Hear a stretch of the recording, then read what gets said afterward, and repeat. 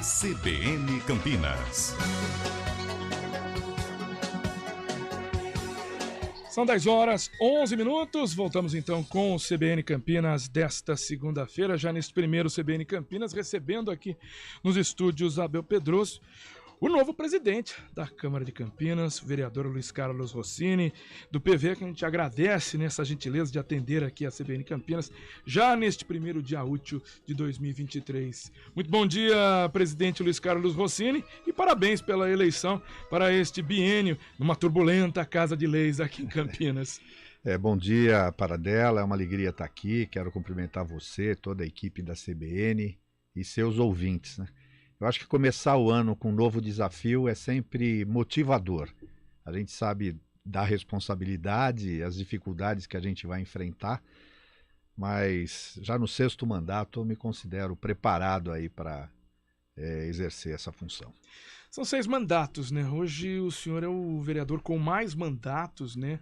Os 2 primeiros lá, entre os anos 80 e 90, e numa sequência agora como vereador em Campinas. E o senhor já passou por vários governos, seja de esquerda, seja um pouco mais ao centro, sendo aí nos 2 últimos líder, né, de governo. E agora indo para a presidência da Câmara de Campinas. O senhor, naquele primeiro dia já na eleição, conversou aqui no estúdio CBN com o Marco Guarizo e disse que a grande meta é reconquistar a credibilidade da Câmara de Campinas. A gente fala por causa disso, de tudo que aconteceu no final do ano passado, né? As denúncias de corrupção passiva envolvendo o ex-presidente Zé Carlos e uma investigação em curso, tanto do Ministério Público quanto também a CPI que está instalada na Câmara. Como de fato, como conseguir concretamente essa credibilidade, não só por tudo que aconteceu, mas também para a própria política? Claro. Você sabe, Paradela, nos meus 3 primeiros mandatos, eu percebia que o vereador era visto como autoridade da cidade. Você chegava nos bairros, nas entidades, e era recebido como uma autoridade. Por alguma razão isso foi se dissipando, foi se perdendo. Não foi esse fato específico que a gente está vivendo da CPI, somente que causou, de certa forma, esse descrédito. Eu acho que é uma sucessão de causas e fatores. Eu acho que recuperar a credibilidade significa, primeiro, a gente mostrar que a Câmara é uma instituição importante para a cidade, que ela cumpre um papel institucional como poder da cidade, como poder legislativo, importante para a vida das pessoas. Para isso, a gente precisa dar as condições para que os vereadores possam exercer na plenitude os seus mandatos, respeitando seus pontos de vista, posicionamentos ideológicos. Eu acho que essas diferenças de ideias, de pensamentos, elas têm que vir mesmo para o debate da Câmara. Eu acho que na hora que a gente coloca os opostos é que a gente pode, talvez, avançar. Então é um pouco nessa linha. É claro que a credibilidade institucional, o presidente tem uma responsabilidade, a gente quer ampliar muito as questões de transparência da Câmara, aprimorar até a divulgação daquilo que vai para o site, dos contratos, dos processos legislativos, mostrar que a Câmara não tem nada que esconder para ninguém. Quer dizer, que todo assunto que está ali é público, deve ser de interesse da população. Mas, para além disso, é óbvio que cada vereador tem que também contribuir com esse processo, né, de resgate de credibilidade, de valorização da própria ação do vereador, né? E às vezes alguns vereadores, no calor da discussão, da emoção, às vezes dá alguns escorregões. Mas isso eu não sou professor de ninguém, né? A gente espera, e eu percebo que os vereadores têm esse compromisso e esse desejo, né, de ser respeitado como vereador. Então a gente vai discutir isso muito cotidianamente, melhorar os instrumentos da Câmara de controle, fiscalização, transparência, e obviamente na convivência do dia a dia eu acho que a gente aos poucos vai conseguir avançar nisso. O senhor citou naqueles 3 primeiros mandatos, tendo essa aura para o vereador, para o parlamentar, como uma autoridade da cidade. E hoje o que a gente tem, assim, não que seja de fato, mas a figura do vereador, ou mesmo de um deputado, caiu tanto nessa autoridade, porque por muitas vezes não há discussão de projetos que chegam por parte do Executivo se torna algo meio que um cartório. Chegou, pingou, bateu a assinatura e está aprovado. Essa situação, entre aspas, cartorária, é uma coisa que incomoda para quem já tem aquela experiência antiga, daqueles anos 80, 90, de uma Câmara que era mais pulsante realmente. Eu estou falando do Legislativo como um todo. Sim. Na verdade, uma das coisas que a gente percebe que a sociedade critica, já não acontece mais. É quando fala, votou na calada da noite, né? Às vezes projetos polêmicos, votar sem discussão. Então, um dos compromissos até que eu discuti com o conjunto de vereadores é a gente debater a exaustão as matérias, né? Ouvir os contrapontos. Às vezes você tem objetivos comuns, mas as formas de atingir e alcançar o objetivo podem divergir. Tem pessoa que pensa de um jeito, mas de qualquer maneira, assim, os projetos do Executivo, ou seja, de iniciativa do vereador, a gente tem que pautar, debater, né? Eu acho que esse é um dos caminhos, sim, né? Você debater e na hora que votar, deu condição de tanto os vereadores quanto a sociedade saber aquilo que está sendo aprovado ou rejeitado. Vereador, uma imagem que ficou para mim, me marcou bastante na eleição do senhor naquele dia, e o senhor citou aqui de dar mais voz, de que como a Câmara tem que ter realmente uma situação de colocar tanto a base governista como a base de centro para discutir vários pontos, mas também a própria oposição, são questões ideológicas que devem entrar e podem até compor um projeto melhor quando se debate, né, alguma proposta. Mas uma imagem que marcou bastante, porque a gente tinha, né, várias ali disputas, o senhor com o principal nome, mas tinha uma bancada de esquerda que votou aí no nome de Guida Calixto. Mas me chamou a atenção em um determinado momento que o senhor sai ali nesse plenário que hoje é provisório e vai conversar exatamente com todos daquela bancada e ficou logo no primeiro plano da TV Câmara. Isso me chamou muita atenção, numa conversa extremamente amistosa, e foi até com isso que a Guida Calixto, depois derrotada naquela eleição, citou de que o vereador, que era líder de governo até então, continuasse, então a palavra continuasse bem sublinhada, para que ouvisse essa oposição, ouvisse as várias partes da casa, como agora presidente. Então esse é um perfil de conseguir agregar. Sim, sim. Mesmo como líder do governo, tanto quanto eu fui com o Jonas e com o Dário, eu dialoguei com a esquerda e com a oposição, né? Eu acho que eu tenho um trânsito. Eu gosto de ouvir também, porque às vezes vem críticas ou alguns apontamentos que podem sim ajudar a aperfeiçoar aquilo que a gente está discutindo. No processo de eleição da mesa e da presidência, Paradela, é um processo de construção e de diálogo. Eu conversei com todo mundo, né, com todos os partidos. E o PV faz parte da federação, junto com o PT e PCdoB. Então até era natural que eu pudesse ser o candidato da federação. Por questões pontuais, não é nem ao caso, isso não foi possível.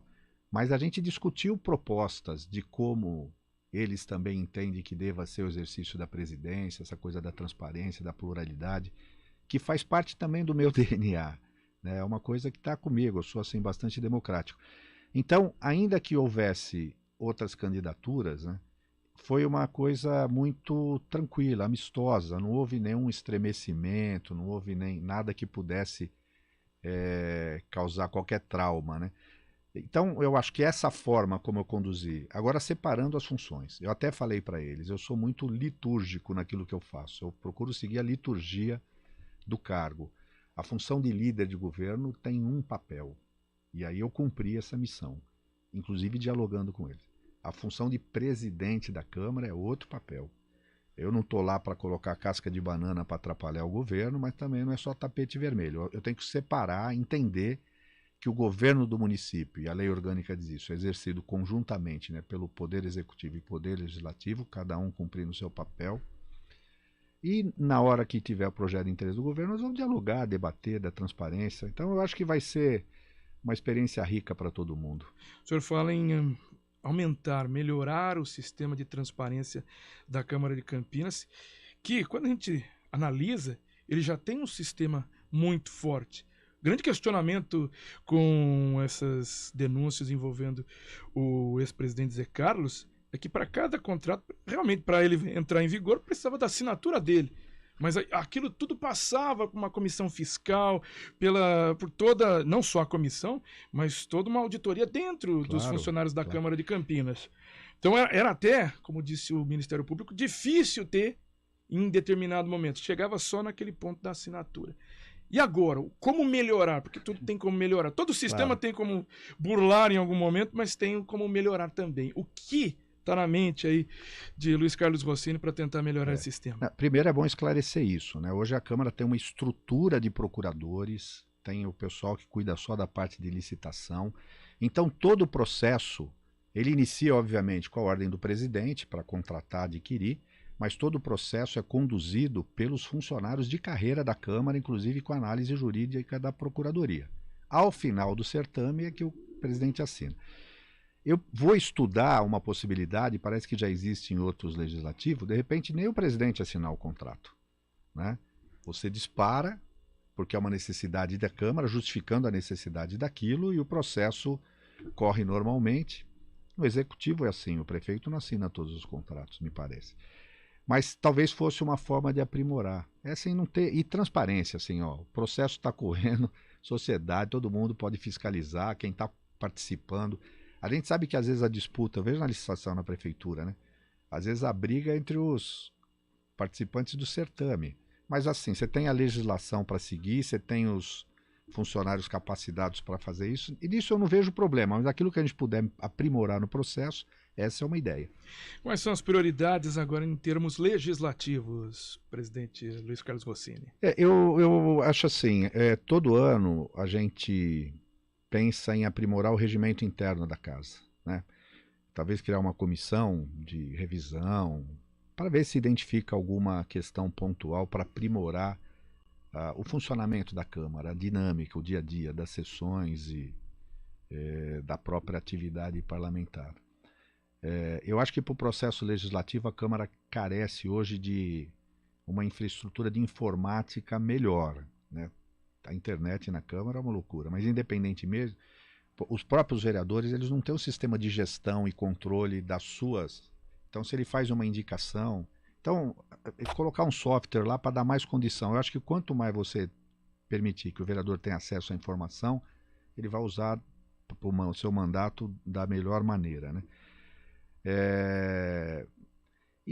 O que eu acho que pode aprimorar bastante o processo legislativo é a gente trazer para dentro da casa o debate de temas macros mais importantes que a partir dessas discussões possam gerar iniciativa de projeto de lei, ou iniciativa da própria Câmara, ou para sugerir para o Executivo, né?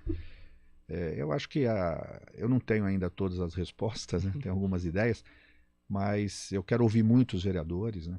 A mesa ela vai ser participativa, não é comando único, eu quero que todos os vereadores que compõem a mesa também participem desse processo de gestão. A gente quer retomar o colégio de líderes, né? Então, talvez aí assim, fazer algum aprimoramento até no regimento, mas para que a gente possa, junto com os líderes de partidos, discutir pauta, temas, prioridades, né? Isso dá musculatura e, assim, unifica talvez até as discussões, né? Eu acho que o que acontecer na Câmara não pode ser surpresa para nenhum vereador, né? Os vereadores têm que estar informados de tudo que está acontecendo lá previamente para poder se preparar, debater, discutir com as suas bases. É um pouco assim que eu vejo que pode aprimorar o processo legislativo. Expectativa agora, vamos para 2023, o senhor assumindo a presidência da Câmara de Campinas, um ano eleitoral só em ano ímpar, mas de qualquer maneira, um ano eleitoral já se foi, onde a gente já discutiu isso várias vezes, né, vereador, sobre a nacionalização dos legislativos. Isso veio acontecendo na Assembleia, aconteceu aqui em Campinas e tantas outras câmaras do país. Agora, em vistas para a eleição municipal para 2024, o senhor acha que a chave vira? Não. Na verdade, assim, a Câmara também é uma casa política, né? Quem tem assento ali são vereadores dos partidos políticos. É claro, cada um depende do partido e do perfil do vereador, mas esses temas nacionais e estaduais refletem no município. Não tem como, muitas vezes, você não discutir a questão da inflação, do preço do combustível, do desemprego, porque isso aqui está acontecendo e afetando a vida de quem está aqui, né? Então, algumas decisões que são tomadas, seja no âmbito estadual ou federal, que tem repercussão aqui, elas são objeto de debate, discussão. E aí, obviamente, tem os opostos, né? Tem gente que apoia, tem gente que é contra, para questão ideológica. Eu acho que talvez no ano da eleição, esse tensionamento possa aumentar um pouco, as discussões fiquem um pouco mais acaloradas. Mas o vereador, como um elemento político, né, como alguém que está na política, ele precisa dessa discussão e desse debate. Isso, inclusive, é o que dá sentido para a atuação do vereador. É claro que a gente tem que cuidar com as questões locais, que primeiro é a nossa responsabilidade. Mas, às vezes, você depende, sim, de compreender o contexto nacional e estadual até para saber o que você faz no âmbito local, né? Mas é normal isso, eu acho que acontece aqui em todas as câmaras, essa federalização aí da discussão.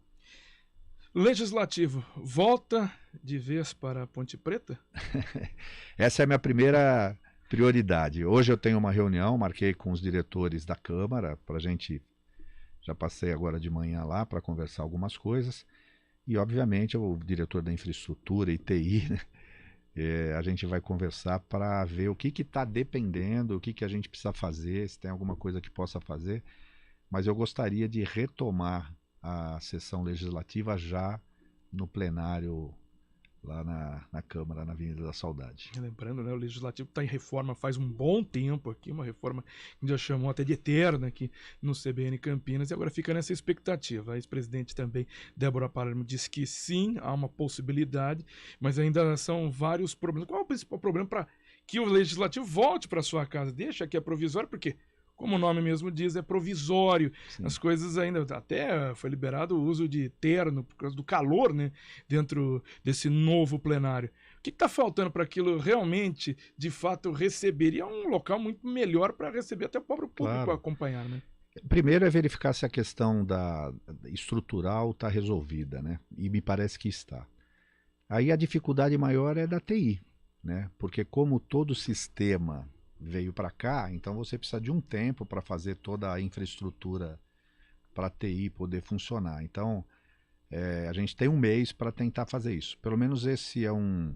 Eu conversei com o ex-presidente Zé Carlos, até para saber como é que estava, ele me deu um pouco a ideia, conversei também com quem está agora lá. O desafio principal agora eu acho que é na parte de informação, se a parte da obra foi resolvida, né? E me parece que está bem adiantado, acho que a gente vai conseguir, sim. O senhor falou a primeira prioridade, a principal prioridade. Quais são as outras?